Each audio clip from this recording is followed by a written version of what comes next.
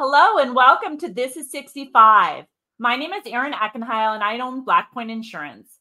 At Blackpoint, we help Medicare beneficiaries learn about the A, B, C's, and D's of Medicare, and we help agents and brokers learn to launch, grow, and retain their Medicare businesses. Through this process, we meet some amazing and dynamic individuals, couples, families, people who are doing great things in their communities, volunteering, launching their own businesses, hosting encore careers, writing books, and more. And through that process, we bring them onto our show called This is 65 to feature their businesses and to help promote the good work that they're doing. I am so excited about today's couple that's coming on board with us. We've got Ann and Doug Zesiger. They're amazing, passionate teachers who have had long-term teaching careers. They're storytellers, musicians, and parents, and they have a passion for helping children with communication, emotional intelligence. They actually share 4 children and 2 grandchildren themselves. And they have an award-winning show called Stinky Tales, where they actually help children to bring laughs while teaching them empathy and confidence. And typically they're working with 3 to 8-year-olds on their program. And they're going to share today all about their program and how you can get involved and potentially book them to help you with your school or your community, or to follow and like them on their YouTube channel to help them continue to grow. So without further ado, I would like to welcome Doug and Ann Zesiger. Welcome, you two. How are you? We're doing well. Hi, Erin. Awesome. Thanks for joining today. You guys look like you're ready to roll out there, and I'm excited to have you both join us. So tell me a little bit about your background. How did you know you guys wanted to be teachers? Do you want to go first, or shall I? You go first. I think I knew I wanted to be a teacher pretty late in the whole, maturing process. Out of college, not sure what to do. Went to the family mystic who said, you should be a teacher. And went, oh, that's a great idea. Because mystic, perfect. Yeah, family mystic. And I'd been, playing with kids and helping them, just because I enjoyed doing that. So I think it always suited my skill set. And you had lots of younger sips too. You Younger tell stories with the stuffies and been telling stories since I was a little guy myself. Right. Yeah. The early passion that you weren't even sure how it was going to work out, right? Mm-hmm. So wonderful. What about you, Ann? I had lots of siblings too, and younger half siblings, and was a camp counselor, and in college was, always getting jobs at the little daycare centers or the preschools. So always kind of interested that way. Kids but were your as a camp counselor, I loved. Wonderful. Well, it started a long career. Tell me how you two met. At school. We were hired by the same school head, and we were both new that year to the school. We met at the new teachers meeting, and one thing led to another. The rest is history. The school head's like, hey, you two might want to work together. Yeah, it was that Friday carpool duty that did it. Yeah. Oh, gosh. Okay. Gotcha. Oh, my goodness. Well, tell me, I know, Doug, you teach kindergarten or have taught kindergarten, and I know you've done a lot with the music program. I've taught kindergarten for years also. You're both kindergarten teachers. So tell me, why kindergarten of all the choices, right? Because I feel like, I know, never taught any classes, but I've had a few kindergartners and volunteered in there. And that's an interesting age, right? Because there's such a great variety, right? There's kids that have a lot of skills that have been taught at home, some that are getting introduced to school for the first time. So what brought you to kindergarten age specifically? Because I bet that has its unique challenges. For me, I think it was the fact that the kids are so accessible emotionally. They're willing to share what's going on inside of them. And so I found that a wonderful play space for me as a teacher to help them out and really get to know them. And as they get older, they get a little more peer focused and a little less willing to share what's going on internally. So for me, that was the joy, that and being able to use puppets on a daily basis in the classroom. Well, that's one thing younger children lend it to, is using the puppets, right? But you're so right. I feel like that gave you an opportunity to really connect with them. How about you, Ann? Same thing or something different? They're wide open, and you can be playful and creative with them. And it's the beginning of those social skills. It's right at the beginning of them coming together with other children, coming together in a group. So how do you interface with all these other beings? And right. It's a really sweet time to give them give them a healthy start and for navigating those things. Wonderful, wonderful. Well, and I know you have a huge family yourself, right? Well, you come from big families, right? You had younger siblings and a lot of kids, raising the younger kids as you grew up, and then you had a big family yourself. How do you blend all that with this double career, launching your own business, raising these kids? How did you guys manage it all? It's tricky. It takes a lot of energy. I think we got more into the business when the kids were older, like high school age. Then we felt like we had a little more time. Well, the kids helped. Yeah, they did. The older kids helped with all the tech stuff. Mm-hmm. Oh, well, isn't that wonderful? I know my 14-year-old knows more about the tech stuff than I do, for sure. Yeah, so wonderful. Yeah. Great. Well, it's amazing what you've been able to accomplish. I heard through the grapevine that you might have brought somebody with you today. Did you bring a guest with you today? Yeah, I don't know who she's talking about. This is Dillard. Dillard's our usual main mistake maker. And the way that the stories unfold, we often draw inspiration from real issues the kids are having at school, on the playground, or at home. And then for some reason, Dillard has the exact same issue. And it gives those kids a chance to give him advice, to be the wise person in the relationship instead of the one receiving the punishment or the admonitions. And they can give him really good advice. And by just having to articulate their best thinking in that tough area for themselves, I think they learn a lot and they listen to each other. And it's a kind of organic empathy growth approach, if you will. That's amazing. So do you find— That's a lot of words. So Dillard, do you like the advice that you get from the kids? I hate making mistakes. I make too many. Yeah. Oh, I bet everybody feels the same way though, Dillard, right? And so you're able— What was that, Dillard? Yeah, my friends, they help me. Yeah, they do. Do you find that you improve after you get all the advice from your friends? Does that help you make better decisions? Maybe I should answer that. Dillard is forever willing and able to help children learn about their own problems. So sometimes we actually revisit the same problem many times. What? Yes, Dillard, sorry. That makes sense. Well, it makes sense because we all go through the same things over and over again, right? So everybody has to experience that, don't we, Dillard? I guess so. So tell me about Stinky Tales. How did Dillard launch? How did this all get started? Genesis story, shall we? Yeah. So when our two youngest kids were toddlers, maybe preschoolers, they were having some sort of sibling issue and they were very upset with each other. And I was tired having taught in the classroom all day. So I brought them upstairs to bed. And as we were getting ready for bed, I grabbed a stuffed cat off a bookshelf. And in a flippant frame of mind, I named her Stinky, the cat. And the exact same issue was what she was sharing her story with them that night at bedtime. And what I was amazed at was they didn't see the connection to their own issue at all, no connection. And they dropped their fighting stance and they got into this really soft, empathetic space and began to give really good advice to Stinky the cat. And when I saw that, I went, oh, this is a real tool. This is powerful. So it's something that has grown kind of organically over, 20 some years, to the point where we have a cast of characters, about 5 characters, and we have lots of YouTube videos and things like that. But that's how it got started. That's amazing. So obviously the birth comes out of a stressful parent trying to put some kids down, and next thing you know, you've got the launching of a something big, right? And you saw the connection, and what a calm, smart way to deal with things, right? And it turned out to be amazing. Yeah. So. And then you brought it into the classroom too. Yeah, I was going to say, how did it evolve? So you saw that worked, and obviously it's grown bigger than you ever probably imagined. But what was next? You brought it into the classroom?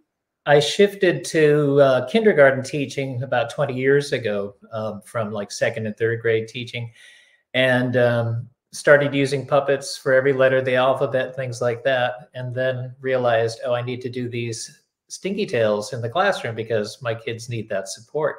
And then it grew to all of our kindergarten classrooms in the school, and it became a weekly check-in point for about 60 kindergartners. So. How cute. I mean, that's amazing. What a great story. And so, I mean, and I know from there it's evolved into YouTube videos. You've got your YouTube channel.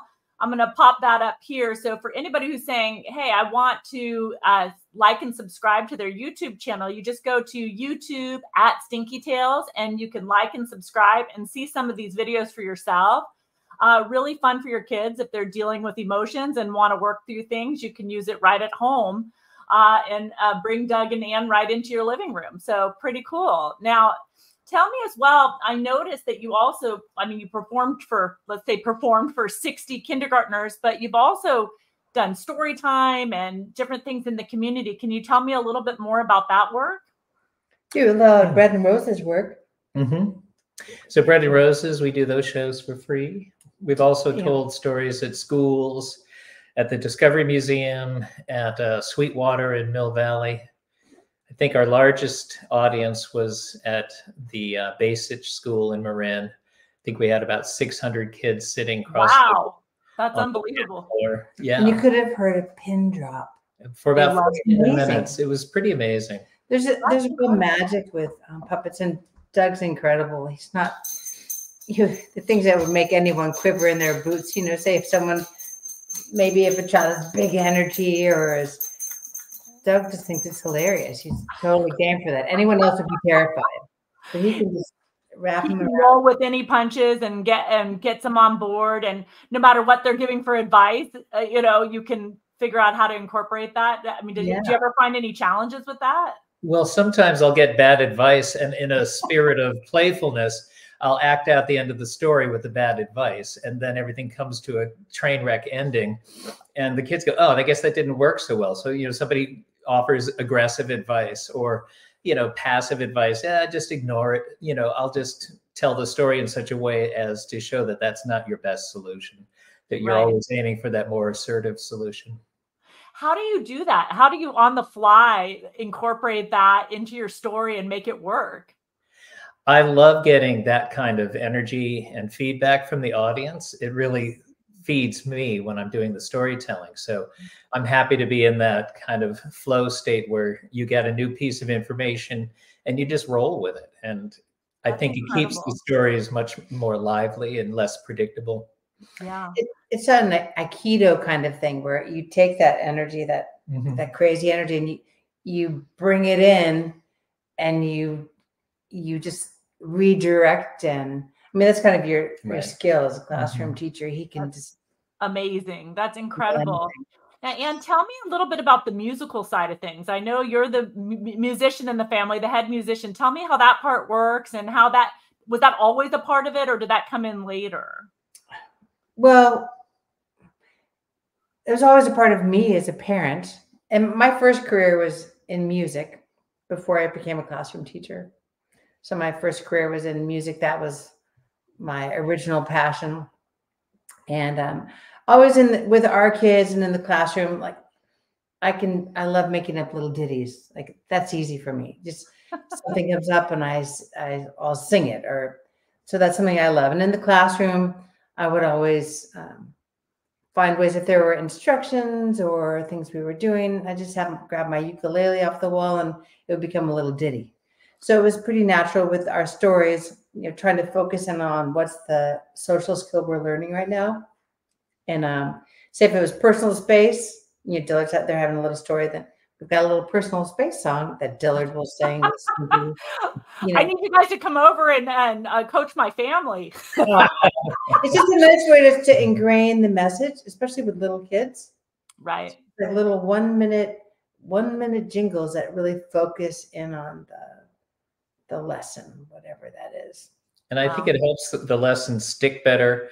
And as kids go away from a story, if that song stays in their mind, I think it's a great way to extend the lesson into deeper things. That's just what I was thinking, is those songs are going to remain in their minds forever. They're going to be 50 years old and singing a little ditty.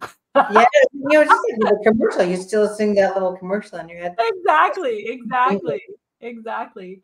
So tell me about the Tellys. I think you've got some Tellys there, and tell me about those. How did you get those? We won some heavy awards. It weighs like 100 pounds. So it must be real. Anyway, this is a Telly. which is a non-broadcast award. And we have a video up on YouTube. Oh no, sorry. This is 65. You have to take medication, so you put your timer on. That's 65.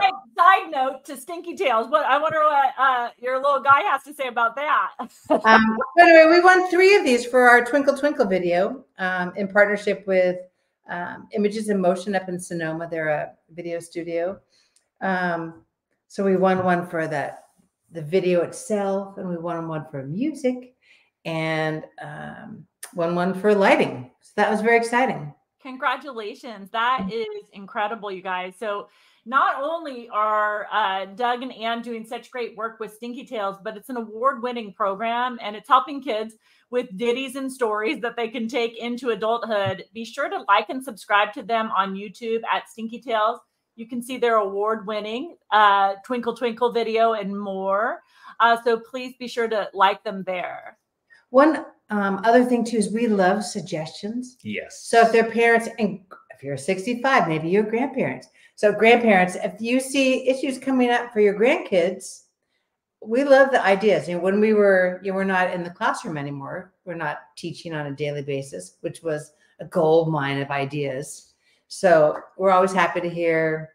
We're not happy to hear your problems, but we're happy to get your ideas and to respond to them. That's right. Well, I just feel like anything you can do that helps children become adults that can communicate better, be empathetic, be more connected. I mean, what incredible, I can't think of any work that's better, right? So communication is the key to everything. So you guys are truly an inspiration. It's so exciting to have you on. I'm curious from your perspective, what do you find most rewarding in your work? What, if you were to say there's one thing that you find just so rewarding, what would it be? Seeing kids using the tools. They've been through a story. It's really exciting when they're giving advice to the puppets. How Doug was saying they don't see their own problem in it, and they understand the problem because they're having it, and they give really beautiful, pure advice to the puppets to help them solve the issue. So when you see them sharing that wisdom, that feels good. Yeah. And they'll also bring the message out onto the playground. I've heard many times children say, uh-oh, remember that's what happened to Dillard. And then they'll have a cautionary statement to make to a peer of theirs on the playground. So wow, it really animates their thoughts. That must just blow you away, right? To have that kind of impact, that's so specific, real, actionable impact. That is incredible. Have you ever been surprised by some advice that Dillard received and you had an aha from anything that you learned? I had an interesting email suggestion or question from a parent whose son had been kicked out of kindergarten twice in the first 2 weeks of school for aggressive hitting and punching behaviors. And so we just did an impromptu story of Dillard having the same basic mistake. And we sent that out. And the young man sent back a video giving the perfect, wisest advice you could possibly imagine a child giving. And it just reminded me of the power of those stories. And he was so clear that this was something that, he knew a lot about, and he was able to just speak in such a confident and supportive way and helping Dillard with his own problem. It just reminded me of the power of this whole project. That's amazing. That is incredible. And did you get some feedback? Was he able to turn it around and kind of integrate with school? He was not kicked out again for the rest of the year. So I think it helped. Amazing. We can't claim everything, but we can at least say I think it helped him in his moment of crisis there. Right. He did not become a kindergarten dropout, right? He was able to get back in there and do it. So I feel like all these tools play a role. Obviously, you had a caring parent that was involved, that reached out to you, but the fact that you came back and he was able to connect. I think that self-reflection that a child goes through, it really feeds back into how he's behaving with his classmates. That's amazing. So how can people help support this? If you wanted to reach a broad audience here of all different ages, so there's definitely people over 65, but grandparents out there, but business colleagues of mine, it's a pretty broad following. How can people help or get involved? Well, we love getting suggestions. It's very helpful to to like and subscribe just to get our numbers up. So sharing it out is great. We definitely love going out and doing shows. So if people want to hire Doug or hire both of us to do a show in your school or for a party, happy to do that. And if you want to help us build our puppet library, we've got one more puppet we're trying to build. So if you want to help support that process, you can do that on our website. I'm expensive. The puppets are expensive. So we've got one more. I had a feeling you weren't cheap. Yeah. So yeah, these are all original builds. These puppets that we have, they're TV puppets. Studio puppets. And they're, Dillard, you want to flap your wings? Show us how you're. Yeah. Dillard. Oh my goodness. Yeah. So we're trying to make Rose right now. So if you want to help with that, that's terrific. Rose is the little sister of Stinky the cat. So we get into stories with Rose. It's much easier if we have a Rose puppet. Yeah. So just if people do want to help us, to support the show, building the puppets and producing the videos, that's helpful. So donations, stinkytails.com, booking, stinkytails.com. Grow your business by liking on YouTube and be sure to subscribe with notifications on. You'll have shows that you can show your kids and give them advice from their feedback library. So pretty incredible, guys. So what's next for you? Obviously Rose is coming. Anything else that you see in your retirement? We want to make more videos. I'm going to record an album of the songs, so we can just have the music alone. So we're going to work on that. We've got a studio in the house, so I can record those here. And, well, be sure to let us know when the album's made. We definitely want to get that out to our audience and make sure that they can order those for their kids and grandkids, because I definitely want them for mine. What were you going to add, Doug? I was just going to say lots of live shows too. We want to get out and do more live shows. As classroom teachers, we weren't able to get out and tell stories during the school days. So now that's an open area. We're free. So do you envision, obviously you had kindergartnners, 60 kindergartners at your school as the audience, but ages 3 to 8. So does that get us from preschool to around 3rd grade? That about right? Right. And I've gone older. That other audience I was referencing, the large one, I think we had 5th graders in the back. And they still were getting a lot out of it. Yeah, I told the first story to the youngest ones at the front, and then my second story to the mid-age kids, and the last story I told were for the older kids at the back. So we established good audience connection with that first one, and then by the end I was, raising issues that a 3rd, 4th, 5th grader would be wrestling with. Right. That's amazing. Your puppets are magical, like any age. Do you have a show for 50-year-olds? Because I think that would be helpful for me and all of my friends. We want to be involved as well. So I definitely want to pass this on to my school community. For those of you who are out there listening in your local school districts, Doug and Ann are close by. I'm in Marin, so certainly they could cover that area. But I'm sure you guys would be willing to go anywhere in the Bay Area. How far do you extend to do your shows? We're easy. We're looking at RVs, flexible. So there might be a larger trip involved at some point. So got it. So it's Stinky Tails Roadshow. I see an RV with a big Stinky Tails and Dillard on there, and I'll be on the side of that RV.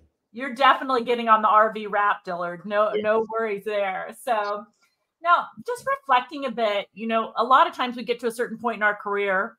Here, you guys have been teachers, lifelong teachers, storytellers, musicians. You've got your wonderful give back business with Stinky Tails. Tell me, if you were to look back and say, okay, let me go back to age 25, right? Maybe like your kids' ages or a little above, right in there. And you said, if I could give myself one piece of advice to my 25-year-old self, what would it be?